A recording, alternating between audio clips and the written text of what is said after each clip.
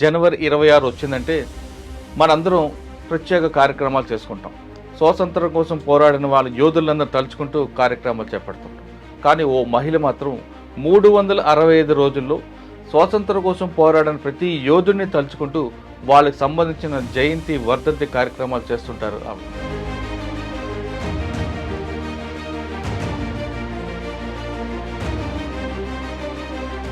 ఈ ఆలోచన ఎక్కడి నుంచి పుట్టింది? అంటే ఈ స్వాతంత్ర సమరల గురించి తెలుసుకున్నావు ఏమన్నా? పిల్లలు ఉంటారు. ఇప్పుడు ఒక జెండా మందిరం రోజు మాత్రమే వాళ్ళు జెండా ఎగరెత్తే వీళ్ళెవరో తెలియదు కదా, వాళ్ళ గురించి మనకి అన్నారు సార్. ఇట్లాంటివి చేస్తే ఏమొస్తుంది వీళ్ళకు రోజు. మీకు చేసిన వారిలో బాగా గుర్తుండిపోయే వాళ్ళు కథలు కానీ చెప్పండి. మాకు ఆలోచన అంటే సార్, కొంతమంది మీ గ్రామంలో మీరు చేసిన మంచి కార్యక్రమాలు చెప్పండి. రోడ్లు వేపేయడం జరిగింది సార్ మహిళలకు. మీరు 5 సంవత్సరాలు సర్పంచ్ ఉన్న టైంలో మీకు సహకరించిన నాయకులు కానీ అధికారులు ఎవరమ్మా? ఎమ్మెల్యే గారు శ్రీధర్ బాబు సార్ గారు. అప్పుడు మిగతా అన్ని రోజులు కూడా మనకు స్వాతంత్ర సమరాలు తలుచుకోవాలి అని ఆలోచన ఎందుకు వచ్చింది? దానికి సహకరించిన వాళ్ళు ఎవరండి? అంతమంది ఫోటోలు కావాలి కదా మీకు. ఆ 2 రోజులే గుర్తించుకుంటాం కాబట్టి ఆ విధంగా ఇంకా పోరాటం చేసే వాళ్ళు చాలామంది మహనీయులు ఉన్నారు కదా, వాళ్ళకు కూడా మనము గాంధీజీ గారు వీళ్ళు కష్టపడ్డారని చరిత్ర చెప్తారా, లేదా ఫోటో పెట్టి పూజ చేసి నివాళులు అర్పిస్తారు? చెప్తాం సార్. వీళ్ళు మహనీయులు, ఇట్లాంటి హిస్టరీ ఉంది, ఇట్లా చనిపోయిండు. అంటే సర్పంచ్గా ఉన్నప్పుడు చేశారు, లేనప్పుడు కూడా కొనసాగుతుంది? కొనసాగుతుంది సార్. ఇప్పుడు మేము సర్పంచ్ అయిపోయింది period. Welcome to I dream. సాధారణంగా ఆగస్టు 15 జనవరి 26 వచ్చిందంటే మనందరం ప్రత్యేక కార్యక్రమాలు చేసుకుంటాం. స్వాతంత్రం కోసం పోరాడిన వాళ్ళ యోధులందరూ తలుచుకుంటూ కార్యక్రమాలు చేపడుతుంటాం.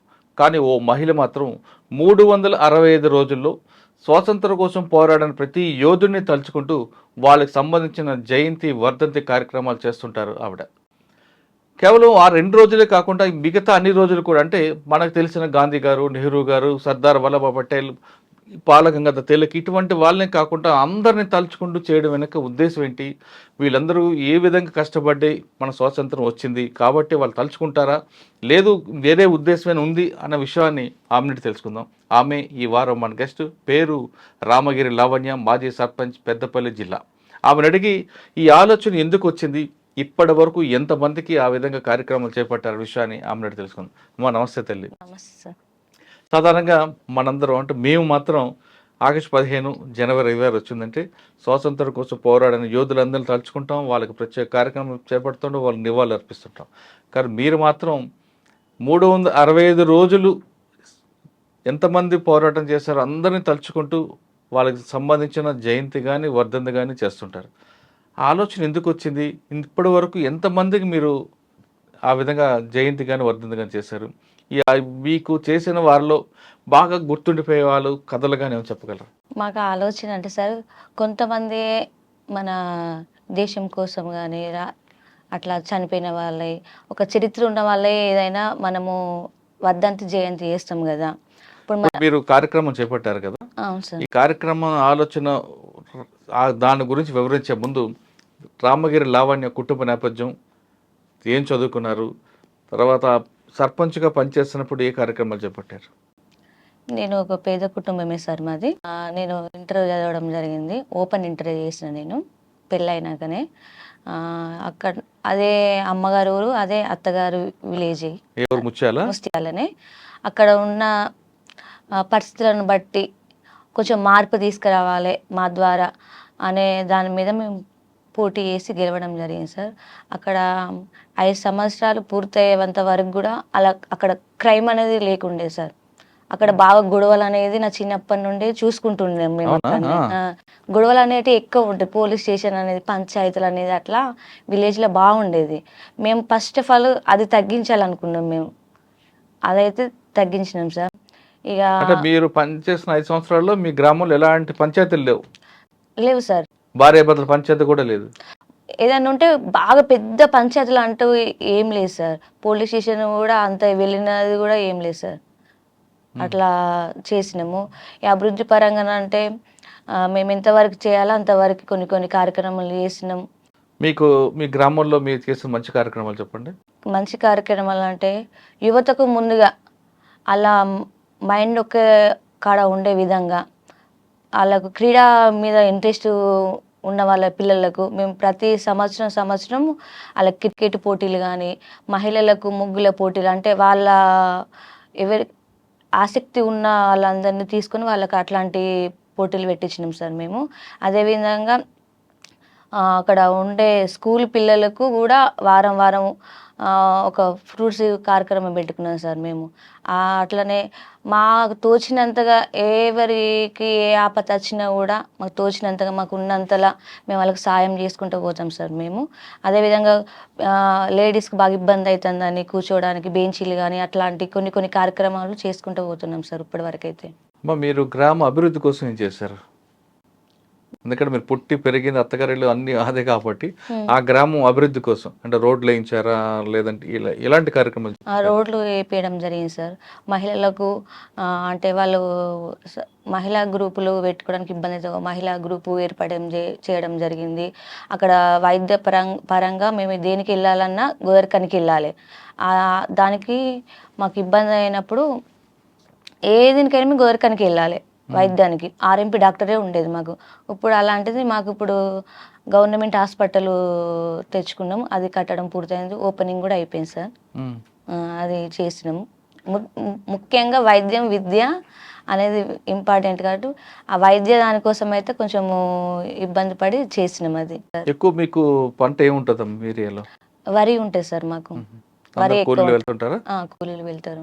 వాళ్ళకి అన్ని కావాల్సిన పని కరెక్ట్ గా దొరుకుతుంటారు, పనికి ఆహార పథకాలు దొరుకుతాయి సార్. అంటే గ్రామంలో అభివృద్ధి బాగుందంటారు.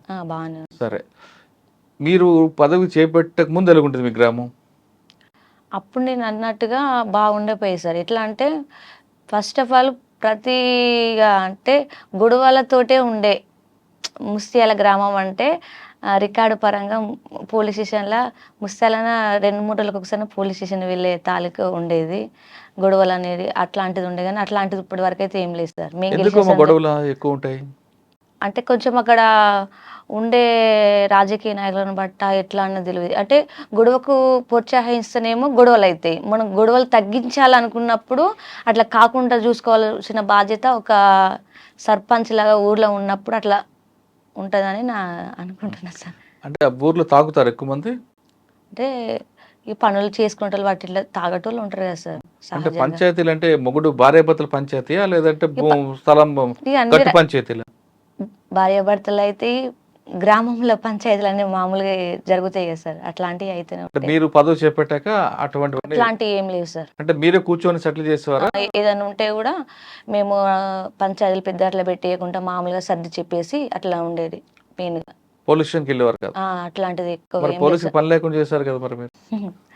ఎక్కువ లేదు సార్. అదైతే మేము చెప్పుకోదగ్గట్టుగా మాకైతే మంచిగా అనిపించింది. ఎందుకంటే విలేజ్ ప్రశాంతంగా ఉండాలి, గొడవలతో ఉండద్దు అనేది మాది. మీరు 5 సంవత్సరాలు సర్పంచ్ ఉన్న టైంలో మీకు సహకరించిన నాయకులు కానీ అధికారులు ఎవరమ్మా? అట్లాంటిది ఏం లేదు. సహకరించిన వాళ్ళమ్మా మీకు? గవర్నమెంట్ నుండి అప్పుడు వచ్చేదాన్ని బట్టి వచ్చినాయి. ఎవరు రాజకీయ నాయకులు ఎవరు అప్పుడు? మాకు ఎమ్మెల్యే గారు శ్రీధర్ బాబు సార్ గారు. అప్పుడు మాకు ఏదైనా సార్ వాళ్ళే వర్క్స్ కానీ ఏదైనా ఫండ్స్ పెట్టాలంటే కూడా విలేజ్కి సార్ని అడిగితేనే మాకు పెడతాడు, ఏదైనా సహకరిస్తాడు శ్రీధర్ బాబు సారే. ఇప్పుడు ఎమ్మెల్యే సార్ వాళ్ళే ఉండరు. ఇప్పుడు ఎంపీపీ ఫండ్ నుండి కూడా పెట్టారు. సరే, ఈ ఆలోచన ఎందుకు వచ్చిందమ్మా? ఆగస్టు 15 జనవరి 26 కాకుండా మిగతా అన్ని రోజులు కూడా మనకు స్వాతంత్ర సమరాలు తలుచుకోవాలి అని ఆలోచన ఎందుకు వచ్చింది? దానికి సహకరించిన వాళ్ళు ఎవరు? అన్ని అంతమంది ఫోటోలు కావాలి కదా మీకు? అది ఆ 2 రోజులే గుర్తించుకుంటాం కాబట్టి ఆ విధంగా ఇంకా పోరాటం చేసిన వాళ్ళు చాలామంది మహనీయులు ఉన్నారు కదా, వాళ్ళకు కూడా మనము ఈ సమాజానికి తెలియాలి, వీళ్ళు కూడా సమాజంలో ఫైట్ చేసిళ్ళు దేశం కోసం అనే దాని మీద మేము చేయాలనుకున్నాం సార్. దానికైతే మా హస్బెండ్ నాకు సహకరించింది చాలా. ఈ ఆలోచన ఎక్కడి నుంచి పుట్టింది? అంటే స్వాతంత్ర సమరాల గురించి తెలుసుకున్నావు ఏమన్నా? పిల్లలు ఉంటారు, ఇప్పుడు ఒక జెండా మందిరం రోజు మాత్రమే వాళ్ళు జెండా ఎగరెత్తే అంబేద్కర్ గారు కానీ మన గాంధీ కానీ ఇట్లాంటి కొన్ని 5-6 గాల కొంత పెద్ద పెద్ద వాళ్ళే తెలుస్తాయి. హిస్టరీ ఉన్న వాళ్ళు చాలా మంది ఉన్నారు. ఇంకా వాళ్ళే కూడా ఇప్పుడు రాబోయే తరానికి తెలవాలనే దాని మీదనే మేము ఒకటి చేసే కార్యక్రమం పెట్టుకున్నాం సార్. ఎప్పుడు ప్రారంభించారు ఈ కార్యక్రమం మీరు? మేము స్టార్ట్ చేసి ఇది 4 సంవత్సరాల దాకా అవుతుంది కదా సార్. 4 సంవత్సరాల నుంచి ఎవరెవరిని చేసుకొచ్చారు ఇప్పటి వరకు? ఎంతమందిని చేస్తుంటారు? ఒక 500-600 మంది దాకా చేసినాం సార్. ఏం చేస్తారు ఆ రోజు? ఒక ఉదాహరణకి గాంధీ గారిది వచ్చింది అక్టోబర్ 2, ఏం చేస్తారు? ఇక ప్రజలు ఉంటారు కదా సార్, వాళ్ళకు కూడా అర్థమయ్యేటట్టు చెప్పి ఫోటో పెట్టి నివాళులు అర్పించడం కానీ, పుట్టినరోజు అయితే చేయడం కానీ అట్లాంటి ఫోటో పెట్టి చేస్తాం సార్. ఇంతమంది డేట్ ఆఫ్ బర్త్లు అన్నీ ఎలా చూస్తాయి మీకు? అవన్నీ గూగుల్లో డాటా మొత్తం తీసుకున్నాడు మా సార్, మా ఆయన సహాయంతో నేను చేసేది సార్. అది ఆ రోజు చేస్తుంటారు కదా, ఊర్లో ఎవరు నవ్వలేదా? వీళ్ళెవరో తెలియదు కదా, వాళ్ళ గురించి మనకి అన్నారు సార్. ఇట్లాంటి చేస్తే ఏమొస్తుంది, వీళ్ళకు రోజు చేస్తూనే ఉంటారు, దీంతో ఉపయోగం ఏమున్నది, అసలు చేయాల్సిన అవసరం ఏమున్నది అని చాలా మంది నవ్విన వాళ్ళు ఉన్నారు. అంటే ఇప్పుడు ఒక్కొక్క ఫోటో లేకపోతే వీళ్ళన్నా పంపించి తీసుకొచ్చుకుంటాం మేము జిరాక్స్ సెంటర్ ఇట్లా అసలు ఇది చేతి వీళ్ళకి ఏమొస్తుంది అని కూడా నవ్విన వాళ్ళు కూడా ఉన్నారు సార్. అట్లాంటివి కూడా జరిగింది. ఆ విధంగా నవ్విన వాళ్ళకి మీరు ఇచ్చే సమాధానం ఏంటి? అది మేము ఏదో హాస్యించి కాదు, దాని ద్వారా మేము ప్రజలకు మన తరతరాలు ఇంకా ఆ పేర్లు మార్చిపోకుండా మేము తీసుకొచ్చి చేయడం వలన ఇప్పుడు ప్రతిరోజు చేస్తే పేపర్కి వస్తుంది, గ్రూపులలో పెడితే చాలామంది నాకు ఫోన్లు చేస్తారు, అట్లా మంచి కార్యక్రమం చేస్తున్నారు మేడం మీరు, వర్ధంతులు జయంతి అన్ని ఇక్కడ తీసుకున్నారు అనే దాని మీద వాళ్ళు చాలామంది కూడా నాకు ఇట్లా కాల్ చేయడం కానీ, నేను ఎక్కడ పోయినా కూడా నన్ను గుర్తిస్తారు, అడుగుతారు, అరే పలాని ముస్తాల లావణ్య సర్పంచ్ అంటే ప్రతిరోజు డైలీ వర్ధంతి జయంతి చేస్తారు మేడం అని అంటారు. అంటే అందులో తృప్తి ఉంది మీకు? నాకు తృప్తి అనిపిస్తుంది సార్. ఇప్పటి వరకు ఎంతమంది? 700 మంది చేస్తుంటారా? 700 మందిలో వాళ్ళ కుటుంబ సభ్యులు ఎవరైనా మేము గుర్తించి వచ్చారా? మేము మర్చిపోయిన మీరు చేస్తున్నారా? అట్లాంటిది ఏం లేదు సార్. మీరు చేస్తున్న 700 మందికి చేశారు కదా, వాళ్ళ కుటుంబ సభ్యులు ఎవరైనా చూసి మీ దగ్గరకు వచ్చారు ఎప్పుడైనా? రాలేదు సార్, ఎప్పుడు రాలేదు. ఇంతమంది చేశారు కాబట్టి మీరు ఏం ఆశించేస్తున్నారా, లేదు వాళ్ళ చరిత్రను నెక్స్ట్ వచ్చే జనరేషన్ తెలియాలి, భావితరాలు తెలియాలని చేస్తున్నారా? నెక్స్ట్ జనరేషన్ తెలియాలనే ఈ కార్యక్రమం చేపట్టినాం, అదే విధంగా చేస్తున్నాం సార్ మేము. అంటే ఒక్కొక్క కార్యక్రమానికి ఎంత ఖర్చు వస్తుందమ్మా? ఖర్చు అంటూ అది జిరాక్స్ అట్లాంటివి ఉంటాయి కదా, దాన్ని నామినేషన్ చేయడం అట్లాంటివి చేసి అన్ని దగ్గర పెట్టుకొని మేము చేస్తాం. ఎలా చేస్తారు అసలు? పూజ చెప్పండి. మీరు ఇంట్లోనే కూర్చోబెడతారా, లేదా సర్పంచ్ గ్రామ కార్యాలయంలో పెడతారా? కొన్ని ఇంటి దగ్గర చేస్తాం, మహిళలకు సంబంధించినవి అట్లాంటివి కొన్ని ఇంటి దగ్గర చేస్తాం, కొన్ని గ్రామ పంచాయతీ దగ్గర చేసేటి ఉంటే గ్రామ పంచాయతీ దగ్గర చేసినాం కొన్ని. అంటే ఊరు మధ్యలో పెడతారా? పెడతాం. మొత్తం ఖర్చు ఎంత వస్తుంది? జిరాక్స్, పువ్వులు ఇవన్నీ పెడతారు కదా, ఆ ఖర్చు మీదేనా? ఎవరు తీస్తారు? ఎవరు ఇస్తారు? దాతలు? లేదు సార్, మాదే ఖర్చు. ఎంత వస్తుందమ్మా ఒక ఫోటోకి? ఆ జిరాక్స్ అంటే 20 రూపీస్ ఏమో ఉంటుంది. అట్లాంటి 700-650 దాకా ఉన్నాయి. అవన్నీ నామినేషన్ చేసి పెట్టుకున్నాం సార్ మేము ఒకసారి డాటా మొత్తం తీసి తీసుకుని. ఖర్చు ఆ రోజుకి పువ్వులకి దానికి నామమాత్రంగా అవుతాయి. భోజనాలు పెడతారా? లేదు సార్, అట్లాంటిది ఏం లేదు. ఫోటో పెట్టి పూజ చేసినప్పుడు వాళ్ళ చరిత్ర మీరు చెప్తారా, లేదు పలానా వ్యక్తి గాంధీజీ గారు వీళ్ళు కష్టపడ్డారన్న చరిత్ర చెప్తారా, లేదు ఫోటో పెట్టి పూజ చేసి నివాళులు అర్పిస్తారా? వినేటోళ్ళు ఉంటే వాళ్ళు కొంచెం చెప్తాం సార్, వీళ్ళు మహానీయులు ఇట్లాంటి హిస్టరీ ఉంది, ఇట్లా చనిపోయిండ్రు అందుకే చేస్తున్నామని వాళ్ళు అడుగుతారు సార్. ఎప్పటికీ చేస్తూనే ఉంటారు, రోజు రోజు ఉంటాయి లావణ్య అని అడుగుతారు వాళ్ళు. ఇది ఇట్లా సంగతి అని చెప్పిస్తాం. అట్లా చివరిగా చెప్పమ్మా, ఈ కార్యక్రమం ఎంతకాలం కొనసాగుతుంది? ఇది మా గొంతులో ఊపిరినంత వరకు కొనసాగిస్తాం సార్, తప్పకుండా. అది ఆ కార్యక్రమం భావితరాలకు కూడా గుర్తు ఉండిపోయేలాగున, ఇది కనుమరుగు కాకుండా ఈ మహానీయుల వర్ధంతి కానీ జయంతి కానీ ఇలాంటి చూసి ఇంకా కొంతమంది కూడా చేసే విధంగా ఉండేలాగున మేము తప్పకుండా చేస్తాం సార్. ఇట్లా అంటే సర్పంచ్గా ఉన్నప్పుడు చేశారు, లేనప్పుడు కూడా కొనసాగుతుంది? కొనసాగుతుంది సార్. ఇప్పుడు మేము సర్పంచ్ అయిపోయింది పీరియడ్, అయినా చేస్తున్నాం సార్ మేము. దీని ద్వారా భావితరాల కోసం చరిత్ర చెప్తున్నారు, మంచి కార్యక్రమమే. సార్ ప్రజలకి ఏం చెప్తారు? ప్రజలు కూడా చేస్తే మంచిదే కదా సార్. మహనీయులను గుర్తించి చేస్తే వాళ్ళు కూడా ఆ, కొంచెం మెచ్యూర్డ్ ఆలోచన అనేది వస్తుంది కదా. దీని గురించి ప్రభుత్వ సహకారం వచ్చిందా? అట్లాంటిది ఏం లేదు సార్. గతంలో మంత్రి గారు కానీ కలెక్టర్ గారు కానీ ఎప్పుడైనా అడిగారా? సరే కలెక్టర్ గారిని ఏమో ఒకసారి కలిసినట్టున్నాము, కానీ అట్లాంటిది ఏం లేదు. అంటే చేయమని ప్రోత్సహించారా?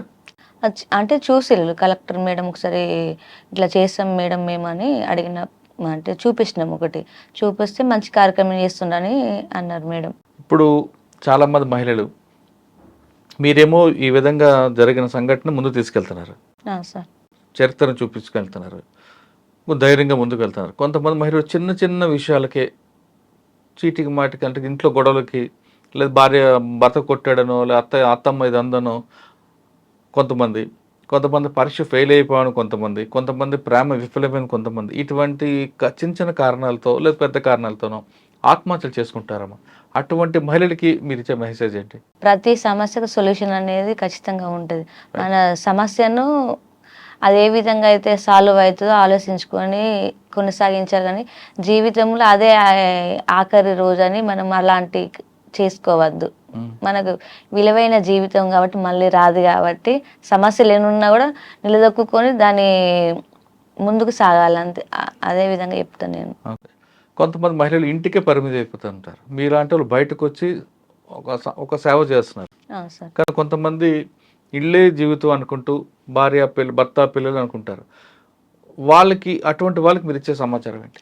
ఇల్లు ప్రపంచం ఉన్న వాళ్ళు కొంచెం మారాలి సార్. ఇప్పుడు ఎందుకంటే ప్రతి మహిళ మారితేనే మన దేశం కానీ రాష్ట్రం కానీ అన్ని విధాలుగా బాగుపడతారు. మనకు తెలియని కూడా బయట ప్రపంచాల్లో మనం ఇతరులకు ఏ విధంగా సాయం చేయాలి, మనం ఇట్లా నిలదొక్కుని బ్రతకాలి, మహిళలు ఏ విధంగా ఉండాలి. ఇంట్లోనే ఉన్న వాళ్ళు బయటికి వెళ్ళి ఏం మాట్లాడలేరు, ఏం తిరగలేరు, ఏం బయటికి పోయి వచ్చే సిచ్యువేషన్ కూడా ఏం ఉండదు. ఈ ఉన్న ఈ సిచ్యువేషన్లో మహిళలు ముందుకెళ్ళి అన్నీ తెలుసుకొని ఉండగలిగితేనే బాగుంటుంది సార్. ఓకే, ఇంకొక ప్రశ్న అమ్మా. సాధారణంగా మీ చిన్నతనాల్లో మీరు అన్నం తినకపోతే మీ అమ్మగారు కథ చెప్పో ఏదో పెట్టి తినిపించేవారు. మీ పిల్లలు కూడా అన్నం తినకపోతే తిట్టో కొట్టో లేదో రకంగా అన్నం తినిపిస్తారు, చదివిపిస్తుంటారు. కానీ కొంతమంది మహిళలు పిల్లలు ఏడుస్తుంటే సెల్ ఫోన్ ఇచ్చేస్తుంటారు. మనిషికి మనిషి దూరం అయ్యే సిచ్యువేషన్ ఉంటుంది, కానీ దగ్గర అయ్యే సిచ్యువేషన్ ఏం లేదు. ప్రతిదీ అన్ని సెల్ పట్టుకుని ఉండడమే ఎక్కువ జరుగుతుంది. కాబట్టి సెల్ కొంచెం తగ్గించి, అదే అన్ని విధాల ఉపయోగం ఉంటుంది, అపాయం కూడా ఉంటుంది. సెల్ ఫోన్ తోటి కొంచెం దూరం ఉండే పిల్లల కుటుంబంలో తల్లిదండ్రులు ఎట్లుంటే పిల్లలు అట్లా ఉంటారు అనేది ఉంటుంది. మన తల్లిదండ్రులే సెల్ ఫోన్ తక్కువ వాడితే పిల్లలకు అది నేర్పించగలుగుతాం మనం ఫస్ట్ ఆఫ్ ఆల్. కొంతమంది భర్తలు తాగొచ్చి లేదా చీటికి మాటకి భార్యలు కొడుతుంటారు. అటువంటి వాళ్ళకి ఏం చెప్తారు మీ సమాధానం? కొడితే ఏమొస్తుంది సార్, భార్యను తాగొచ్చి కొడితే ఏమొస్తుంది? అట్లా కొట్టుకుంటుంటేనే బాగుంటుంది. గొడవలు పెట్టుకొని అట్లా భార్యను కొట్టుకొని అట్లా నష్టపోకూడదు తప్ప భర్త ఏముండదు అందులో. సరే, మహిళలందరూ చదువుకోవడం మంచిది అంటారా కాదంటారా? చదువుకోవడం మంచిది సార్. చదువుకుంటేనే కదా పిల్లలు ఇప్పుడు వచ్చే భావితరాలకు బాగుండేది పిల్లల ద్వారానే, కాబట్టి ఎదిగే పిల్లలకు చదువుతోటే ఉపయోగంగా సార్. చదువుకోవాలి. ప్రతి మనిషికి ఒక సమస్య వస్తుంది, ప్రతి సమస్యకు ఒక పరిష్కారం ఉంటుంది అంటున్నారా లావణ్య? సమస్య వచ్చింది కదా అని ఆత్మహత్య చేసుకుంటే దానివల్ల సమాజం ఏమాత్రం మీకు హర్షించదు. ప్రతి సమస్యకి చావే పరిష్కారం కాదంటూ లావణ్య చెప్తున్నారు. ఆమె చేస్తున్న కార్యక్రమం అందరికీ ఒక రోడ్ మోడల్, ఆదర్శప్రాయంగా ఉంటుంది. ఎప్పుడో ఆ 2 రోజులే మనం గుర్తించుకోకుండా ఆవిడ 365 రోజులు తన సొంత ఖర్చుతో మనం మర్చిపోతున్న వాళ్ళకి తిరిగి గుర్తు చేసుకుంటూ నివాళులు అర్పిస్తున్న మంచి కార్యక్రమం అందరికీ ఆదర్శంగా ఉంటుందని ఆశిద్దాం. ఇది రామగిరి లావణ్యతో ఎక్సలెంట్. వచ్చే వారం మరో గెస్ట్తో మళ్ళీ కలుద్దాం. అంతవరకు నమస్తే. థ్యాంక్ యూ అమ్మా. Thank you very much.